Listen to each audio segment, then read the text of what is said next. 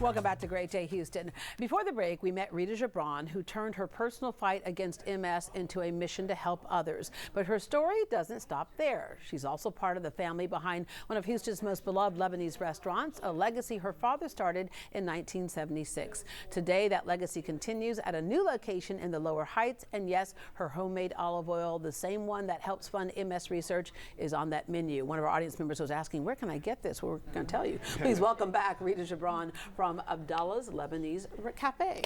Thank you. Thank you so much. All right. I remember when over COVID, when everybody was struggling with, how to raise money, we had the gala virtually. And as I was hosting the gala online, you texted me and said, thank you for doing this. And I was like, well, where are you? And you said, I'm in Lebanon right now picking olives. Yes. You literally go there and pick olives for your olive oil. I do. Nobody touches an olive until I'm physically on the ground. I oversee the whole process from first pick to press to bottle. Yeah. It is a promise I made my grandmother, and I stick to it. Because there's a lot of olive oil out there, and so we know, we've been told that, look, if you can take a bath in olive oil, it's that healthy, right? I mean, if but I could, I would. It's not all made the same. You really oversee that process, and it's good. What makes good olive oil? So just to be clear, I don't talk about anybody else. I talk about what we do. Yeah. Olive oil, there is a lot of compromised olive oil out there today. I think the biggest thing is know your source. If I had to give one thing, is know your source. We are a single family source. We don't mix, we don't blend. Yeah. This is an early harvest olive oil. It is unfiltered. You see it looks different because we don't filter it. Yeah. So it's about 15 pounds of olives in 1 liter of this olive oil.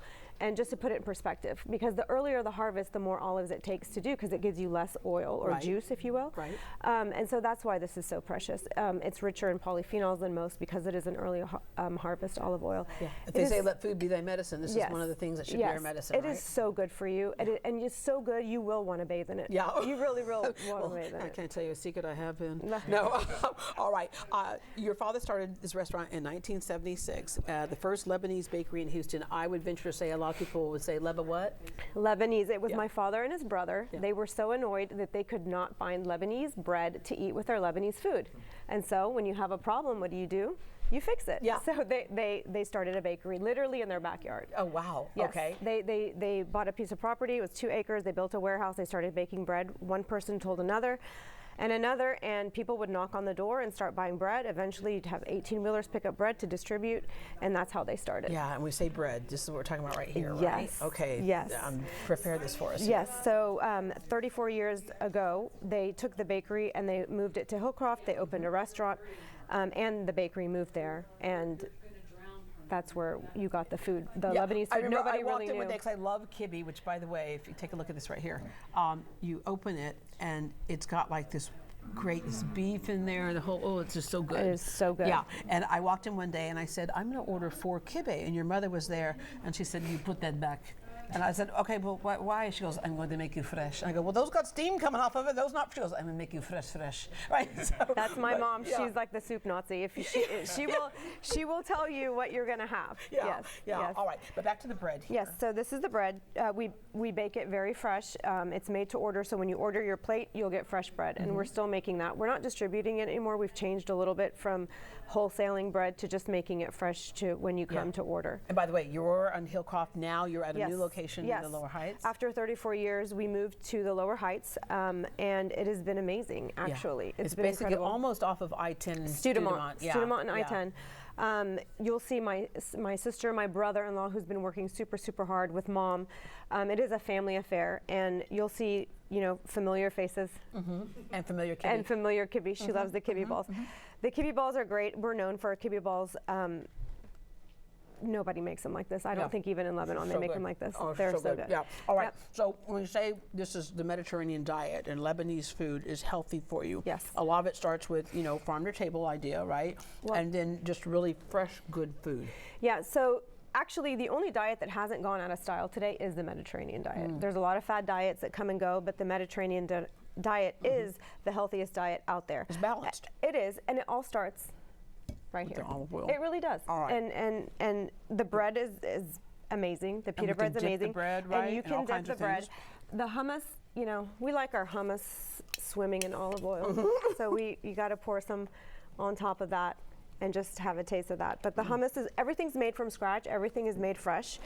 We don't use cans for anything. The hummus is soaked and boiled forever and then made into the smooth, creamy hummus. Grape leaves are handmade. Sometimes when you walk into the restaurant, you can see them actually rolling them in the corner. Tabbouleh. We've got the cheese bread, the za'atar bread. That's fresh thyme with sesame, sumac, sea salt, olive oil. That's so good. And here's the thing that's great about this.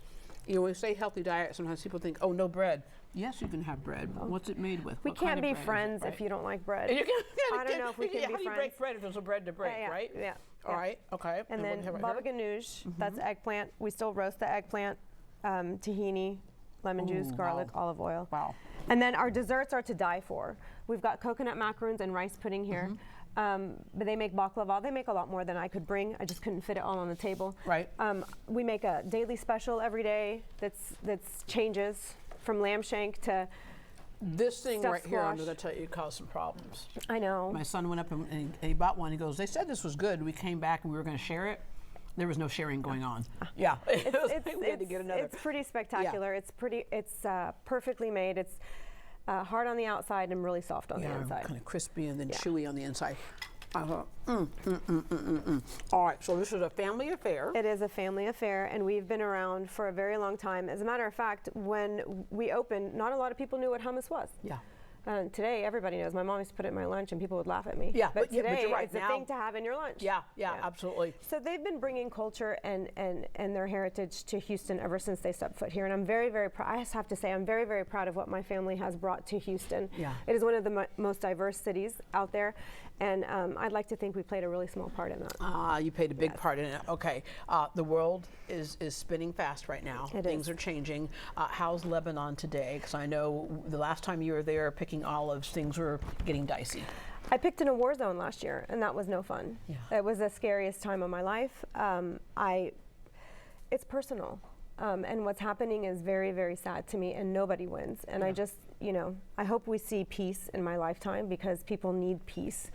People get along for the most part. Yeah, governments are the ones that have problems. Yeah, I mean, I said earlier, I bet when they first started, people go, Leba what? Because a lot of people aren't familiar with Lebanon, aren't familiar with very many other places around the world.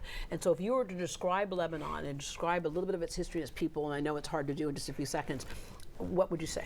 It's not hard at all. It's actually the most hospitable people that you will find on the planet. Super hospitable. And Lebanon was known as the Paris of the Middle East. I know it's been through some stuff, but it is still spectacularly, breathtakingly beautiful. I wish everybody could go there once before they die. It is an amazing I'm going to go place pick olives with you one day. Come on. All right, Rita, thank you so much. Thank you for sharing your story. Thank you so much for having me. Thank you for your family being such a great part of our community. Abdallah's Lebanese Café is now open in the Lower Heights, as we mentioned. For more information, visit greatdayhouston.com. If you get this macaroon or any of their desserts, don't think you're sharing it with someone. It's not. Get your own. Get your own. You're going to have to get your own. All right.